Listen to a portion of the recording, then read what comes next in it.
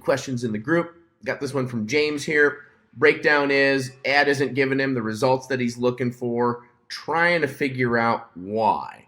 So I pulled up this first link right here, and the thing that stands out to me right away is the first line.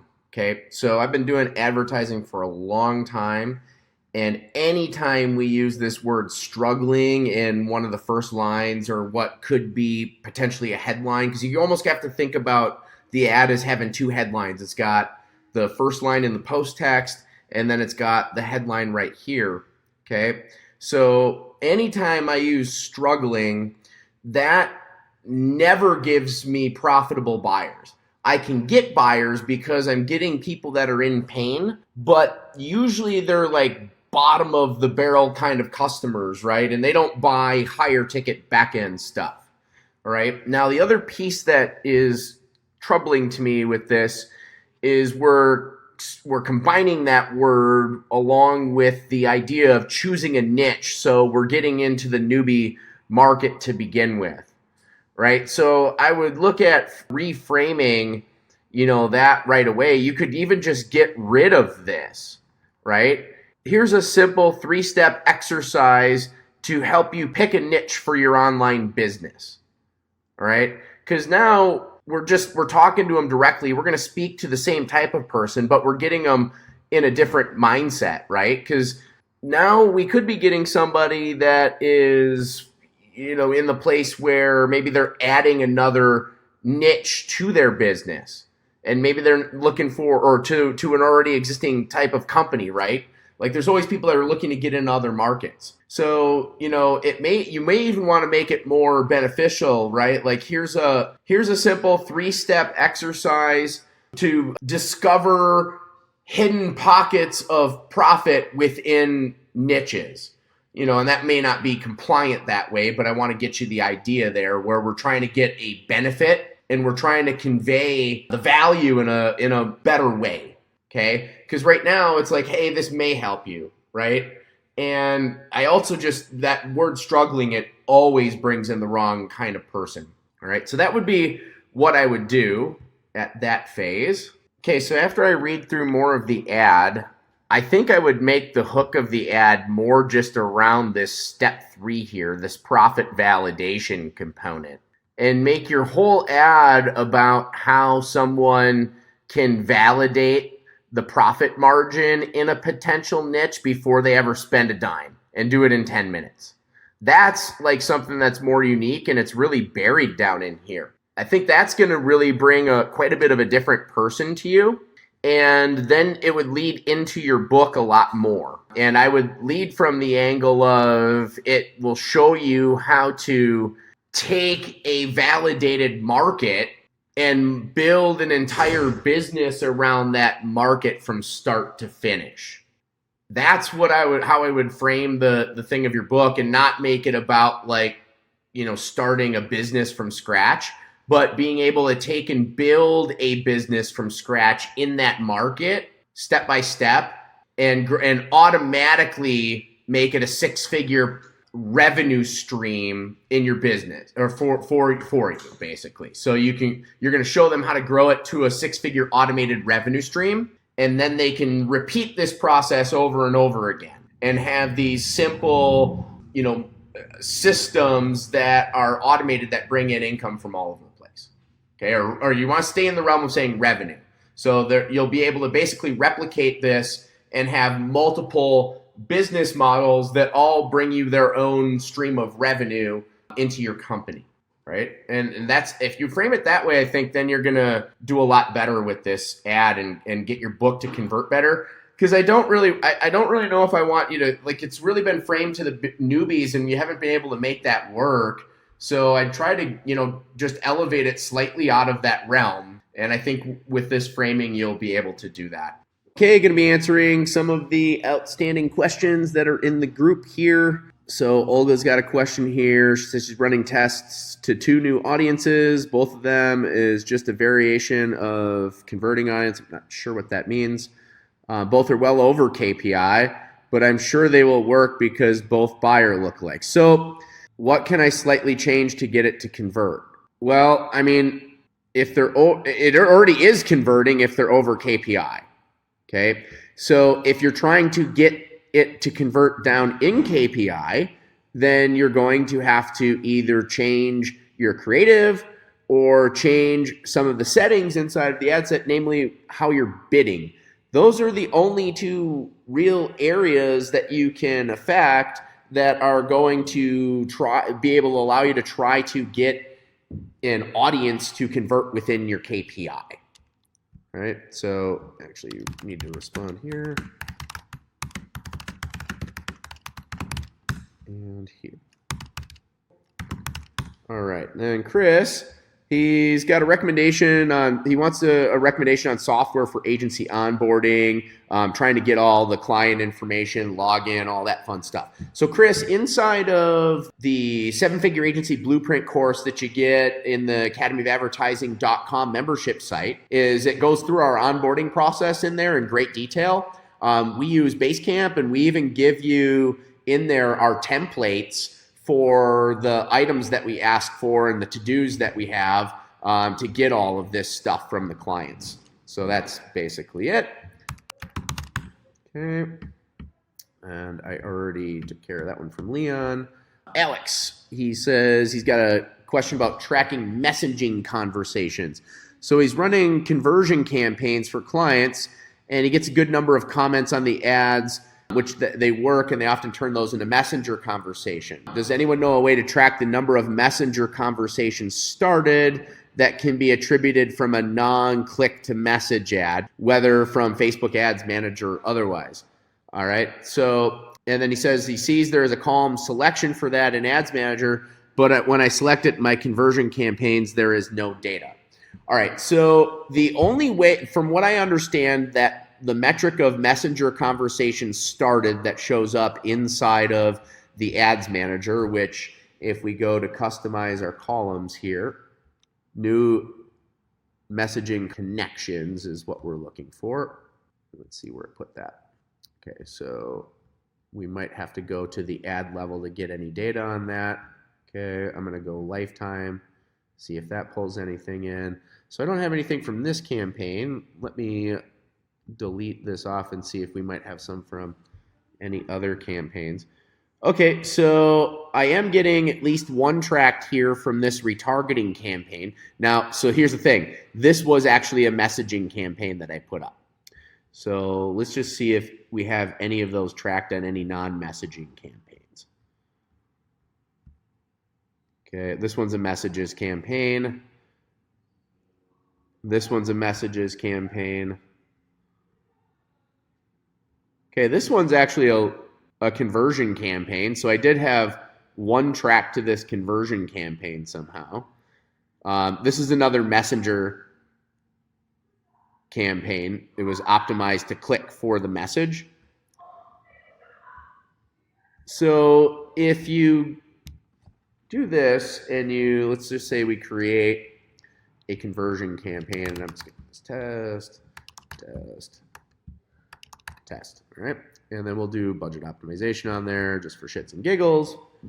We'll create this campaign. Now, when you get into the actual ad set area, so I want to show you something here. We got to hit the edit button on that. Show me more stuff. Okay, that's why. Check that box. There we go.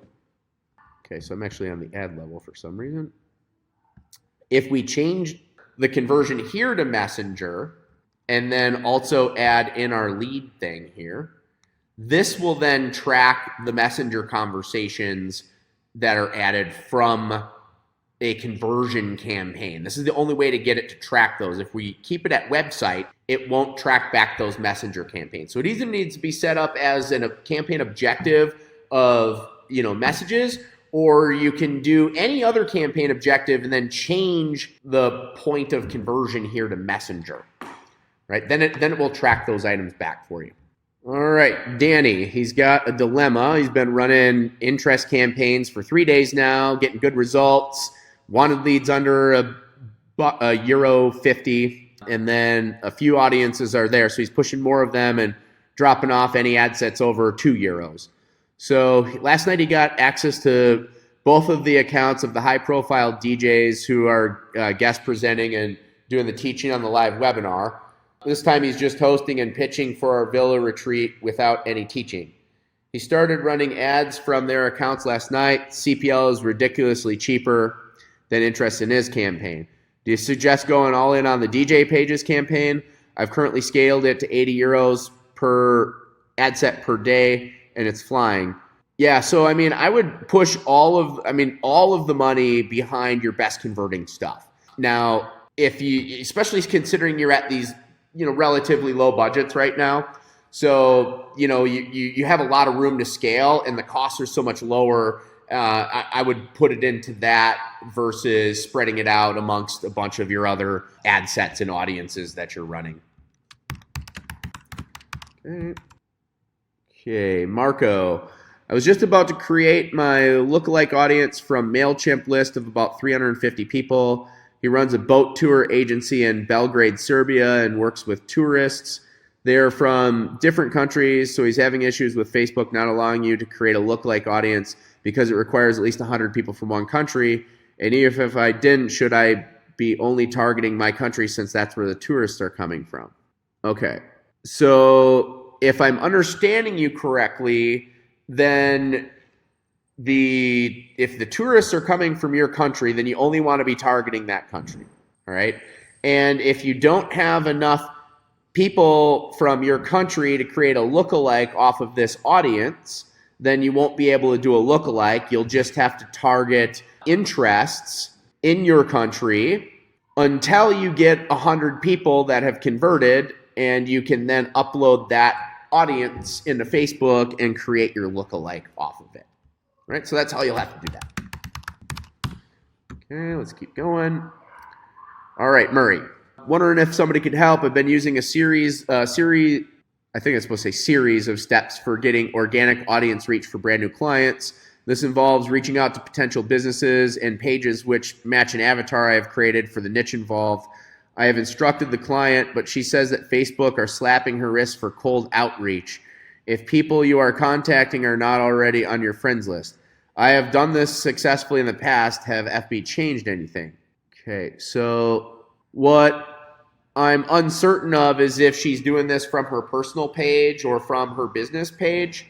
So if you could clarify that, that would be great. But yeah, there is a limitation on what you can do in terms of reaching out to people, with cold markets from that. Okay, so Peter wanted some feedback on a current funnel concept for a marriage therapist video course client. The idea is to capture cold traffic from Google since it answers an immediate need people would search Google for, then tries to take customer from crisis mode, just having a huge fight with spouse, to calm mode, which is going to put some proactive effort in to create better patterns. All right, so this is his idea for the funnel, is to write an ad on Google, driving people to a landing page where there's a 5-minute video on this concept of slowing down.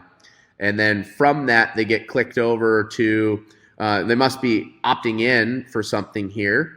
And then that takes them over to a VSL here, which is this blow up Band-Aid video guide for 30 minutes. They go into a 7-day autoresponder that pulls them back here. They're going to get retargeting ads that pull them back here.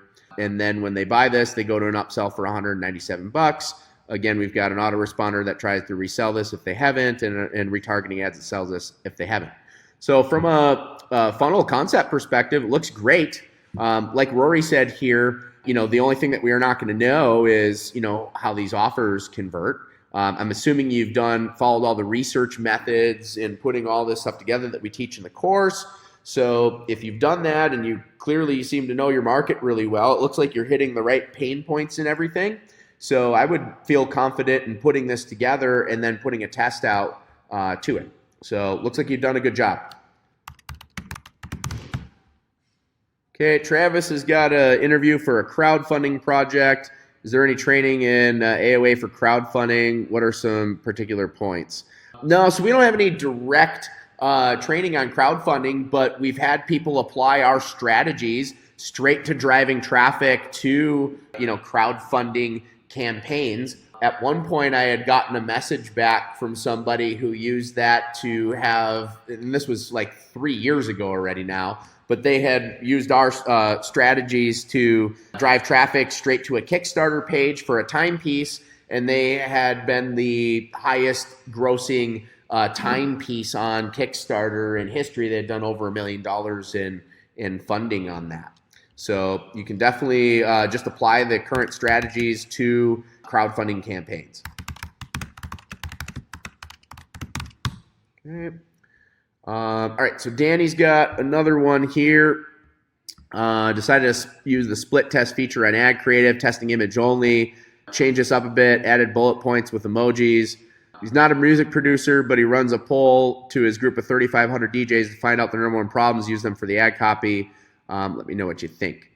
All right, so let me just read these through real quick here. I read through all the copy, read through all the notes and stuff. I haven't been able to respond for a few days due to my personal schedule. So it looks like everything is working the way that you want it to. Rory helped you out quite a bit with some stuff here. So I mean, copy looks great. And I'm a DJ and producer, so this stuff really resonates with me. And all your numbers, from what I can see, are working right. So you did a great job. Yeah, I don't actually use that.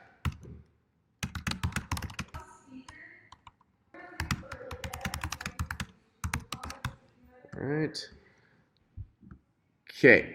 So Danny also posted here. He's got 2 music producers guesting on his webinar Thursday. They both have 40,000 followers on Facebook. He's an admin. Should you run for ad? And it sounds like you're already doing that already.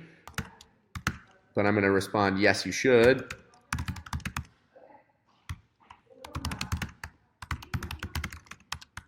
Because those audiences always convert really well. Perfect. Okay, that one's taken care of. All right, looks like we got through to everybody's issues. So there you go. Go out and make some money with your ads. To the victor belong the spoils. This is Jason.